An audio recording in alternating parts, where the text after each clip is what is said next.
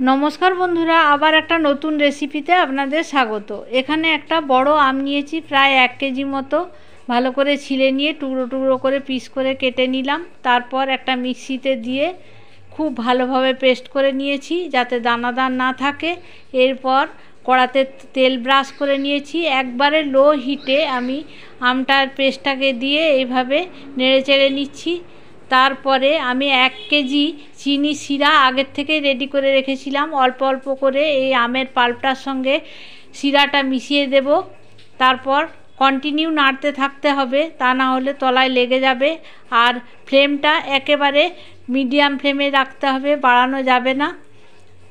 চিনি শিরাটা আবারও একটু দিয়ে দিলাম। তারপর খুব ভালোভাবে নেড়ে চেড়ে নিলাম। যতক্ষণ না পর্যন্ত চিনির শিরাটা আমের পাল্পের সঙ্গে মিশে যাচ্ছে ততক্ষণ পর্যন্ত আমাকে পাকটা করে যেতে হবে। এইভাবে নেড়ে নিচ্ছি। আর আপনারা চাইলে একটু ফুড কালার দিতে পারেন, তাহলে এই জ্যামের কালারটা একেবারে ঝকঝকে হয়। আমি ঘরোয়া পদ্ধতি বানিয়েছি বলে আমি ফুড কালার দিইনি।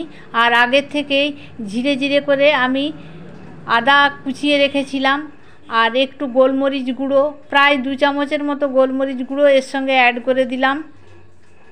আর যাতে অনেক দিন পর্যন্ত সংরক্ষণ করে রাখা যায় তার জন্য নামাবার আগে একটা গোটা লেবুর রস কিংবা 2 কাপ ভিনিগার এর মধ্যে অ্যাড করে দিতে পারেন, তাহলে অনেক দিন পর্যন্ত এই জ্যামটা থাকবে, কোনো নষ্ট হবে না। এবার আমার প্রায় জ্যামটা রেডি হয়ে গেছে।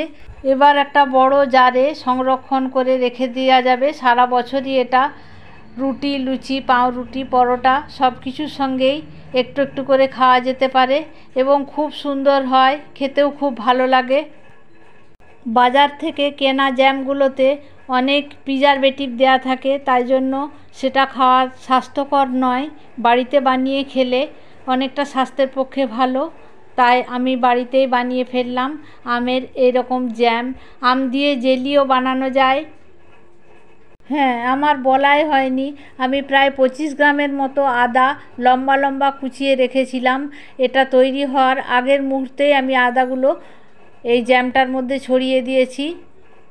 এখানে আমার জ্যাম রেডি হয়ে গেছে। ভিডিওটা কেমন লাগলো কমেন্টে জানাবেন। সুস্থ থাকবেন, ভালো থাকবেন, নমস্কার।